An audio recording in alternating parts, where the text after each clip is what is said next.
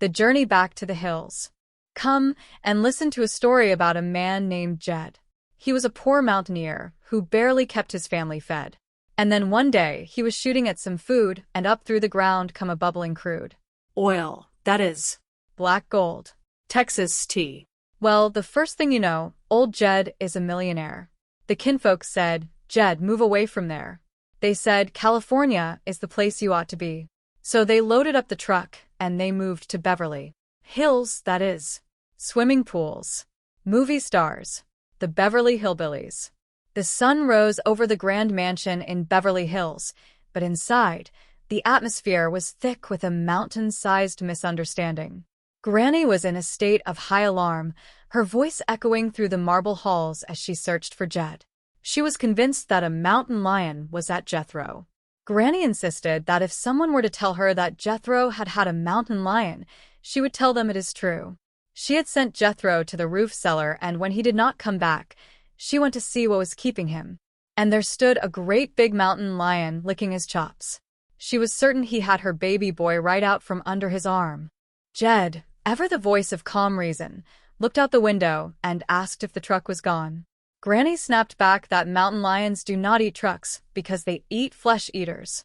Jed calmly explained that he figured if the truck was gone, that might tell them what happened to Jethro. But Granny would not hear of it. She told him what happened and insisted he was bit by a mountain lion in the roof cellar. She demanded to know if Jed was going to get his gun and shoot him before he eats the rest of the family. Jed looked toward the cellar door with a thoughtful expression. He noted that it was kind of dark in that roof cellar and suggested that what Granny had seen might not have been a mountain lion at all. Granny was adamant. She told him she had seen him and that there was a wild violet in the roof cellar. They had been out there in Beverly Hills for going on 8 years now, and the wildest thing they had seen yet was that movie star who lived down the street. Jed asked which one, and Granny described the one with the long blonde hair, who wears them wild clothes and jewelry and walks with a wiggle. Jed chuckled and said he knew the fella. Granny was losing her patience. She told him again there was a mountain lion in her roof cellar and asked if he was going to shoot him or if she had to do it herself. Jed, sitting at the table, said that as quick as he had his cereal, he would take a look. Granny was outraged. She asked how he could sit there eating cereal at a time like this. Jed admitted that it was not easy. Granny lamented that the varmint was eating his kinfolks and Jethro. Then she realized Ellie was missing too. She wondered if the mountain lion ate her as well. Jed reminded her that he had sent Ellie out to get the morning mail and told Granny to sit down and get a hold of herself. Ellie walked in just then with a stack of papers and said, "Here is the mail." Pa Jed thanked her, but Granny immediately told her to run and fetch her pa's gun because he was going to shoot that mountain lion in the roof cellar. Jed shook his head and said he was not going to shoot Herman. Granny was confused and asked who Herman was. Jed explained that he got him yesterday at the animal farm and that he was his new pet. Granny cried out that he was some pet because he ate her cousin Jethro. Ellie defended the animal, saying Herman would not do that. Granny insisted he did and that Jed was fixing to shoot him. Ellie pleaded with her father not to do it.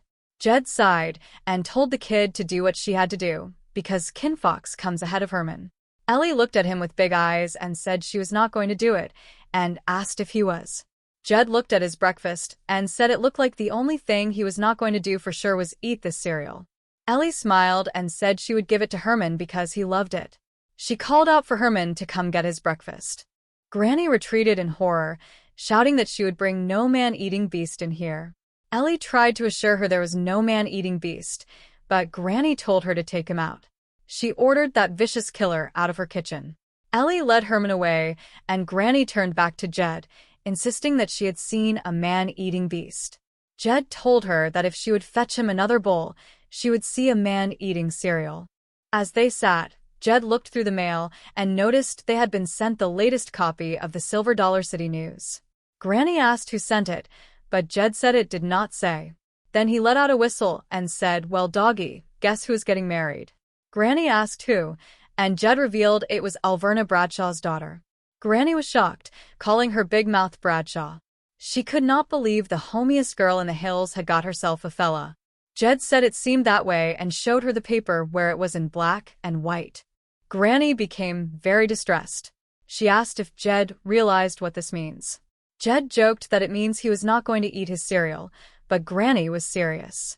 She said he had to get Ellie Mae married right away because Big Mouth Bradshaw was 2 days younger than Ellie.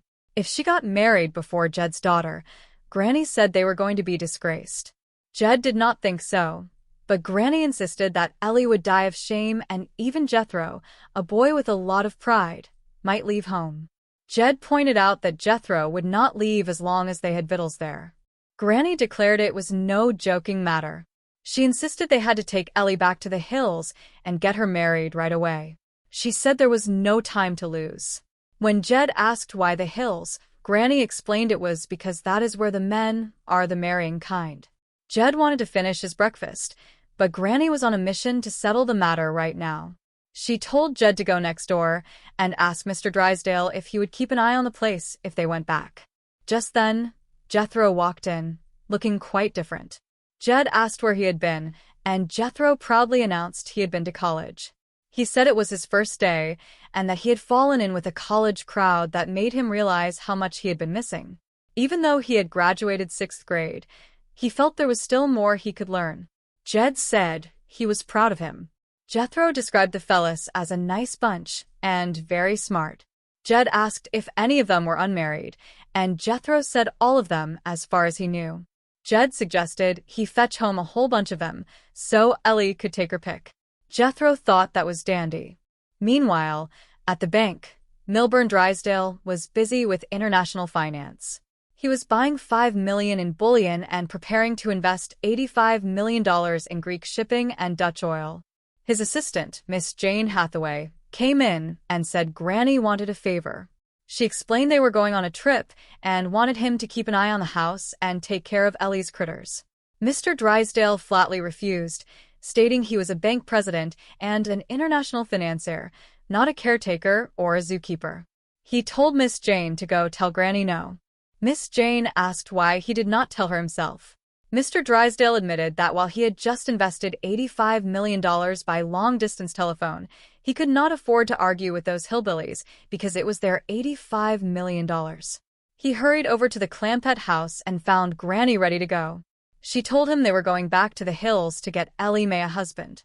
Mr. Drysdale tried to convince her there were plenty of eligible men right there, but Granny reminded him he had been saying that for 7 years and had not got a hog to the trough yet. She demanded they fetch their money because Ellie needed a dowry. Mr. Drysdale was terrified. He realized if they took their $85 million out of his bank, he would be ruined. He and Miss Jane tried to think of a plan. Mr. Drysdale, in a moment of desperation, even considered puncturing the tires on their truck to keep them from leaving. Back inside, Jed was still trying to eat his cereal when Granny told him to make that his last bowl. She wanted to pack and get on the road. Jed suggested they might not have to go if the college boys Jethro was bringing over were nice. Granny was skeptical, but agreed to have an open mind until Ellie met them. Jethro arrived with his new friends. One of them was named Mitch, who had been to 12 colleges. Jed asked what he studied, and Mitch said they do not study, they protest. They protested everything. Jethro said he was carrying 3 subjects: down with the dean, down with the faculty, and down with the regents.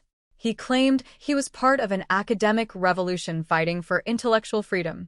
When Jed asked what he was going to do next, Mitch said they had not told him yet. Ellie came in, looking very different in what she called groovy threads from a swap shop. She had been in a protest march and was carrying a sign that said, "Do not draft me."